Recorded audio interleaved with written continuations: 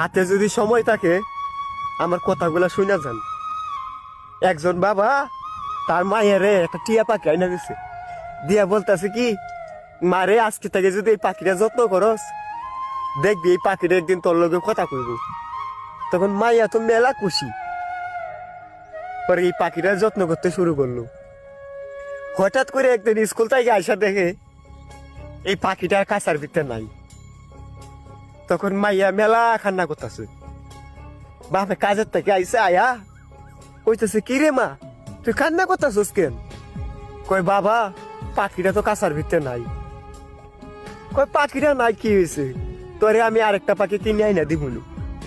কই বাবা পাখিটা ওই আরেকটা কিনে আইনা দিবা বুঝলাম, তবে এটা যে এত যত্ন করিয়া এত ভালোবাসা এতদিন বড়া পারলাম, এটার প্রতি তো আমার একটা মায়া জন্মায় গেছে। এই পাখিটা কি আর তুমি আইনা দিতে পারবা? পরে এইটা কইতেই বাবা একবার কান্না করে দিছে।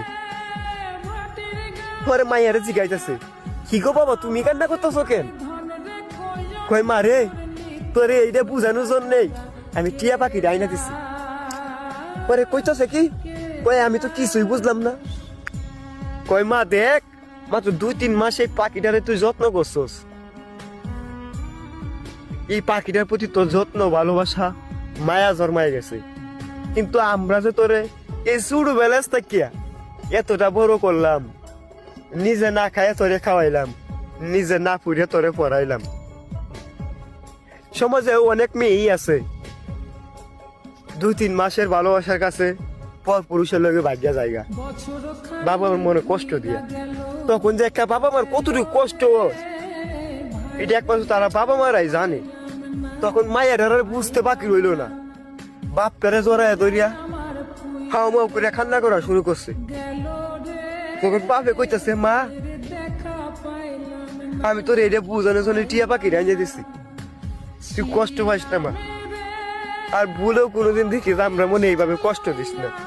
তুই মাইয়া হয়ে জন্ম নিছস, তোরে চাইলেও আমি ঘরের ভিতরে রাখতে পারবো না, তুই চাইলেও আমার বাড়িতে থাকতে পারবি না, এটা বিধির লিখা, তোরে পর পুরুষের সাথে বিয়া দিতে হইব। তাই মা কোনোদিনও এই কামরা করিস না। সমাজে অধিকাংশ মেয়েই আছে এই 2-3 মাস একটা ছেড়ার সাথে কথা কইয়া বাবা মার মনে কষ্ট দিয়া ভাগ্যা জায়গা। তখন যে একটা বাবা মার কতটুকু কষ্ট হোক তা তোরে বুঝায় কইতে পারবো না। সবার কাছে অনুরোধ রইল, কেউ কোনোদিনও বাবা মার মনে কষ্ট দিয়া এই কাজটা করেন না। আপনারা অনেক কষ্ট করে বড় করছে, আপনি একটা ছেলের লোকে ভাগ্যে গেলে গা তারা মান সম্মান বলতে কিছু থাকে না, ঘর থেকে বাইরেতে গেলে লজ্জা লাগে। এই কাজটা কেউ করেন না।